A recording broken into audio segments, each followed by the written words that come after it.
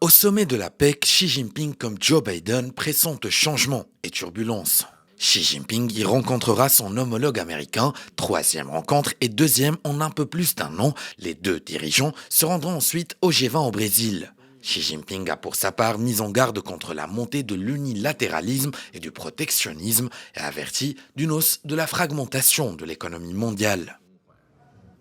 Les 2 dernières années ont vu de nombreux changements dans la situation internationale et régionale, mais les relations bilatérales entre la Chine et la République de Corée ont maintenu dans l'ensemble une dynamique de développement. Peu importe l'évolution de la situation, la Chine et la République de Corée doivent s'en tenir au bon voisinage et rester attachés à l'objectif du bénéfice mutuel et de la coopération gagnant-gagnant.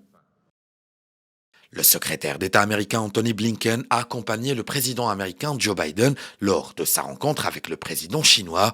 Anthony Blinken a assuré que son pays a su réimaginer, redynamiser, revitaliser et renforcer ses alliances et ses partenariats de nouvelles façons dans la région Asie-Pacifique. Here in the Asia-Pacific, we bolstered trilateral cooperation with Japan and Korea. We deepened ties with the Quad. Nous avons renforcé la coopération trilatérale avec le Japon et la Corée. Nous avons renforcé nos liens avec le Quad et avec l'ASEAN. Nous avons renforcé nos relations avec le Vietnam et l'Indonésie. Nous avons lancé le cadre économique Indo-Pacifique réunissant 14 pays, soit environ 40% du PIB mondial, pour construire des chaînes d'approvisionnement plus sûres, lutter contre la corruption et assurer la transition vers une énergie propre. To San Francisco last year, where we secured important new commitments toward creating a more resilient and sustainable future for all of us. Lors de ce sommet, les discussions sino-américaines auront pour objectif d'apaiser les tensions sur des sujets sensibles comme Taïwan, la mer de Chine méridionale et les questions de sécurité.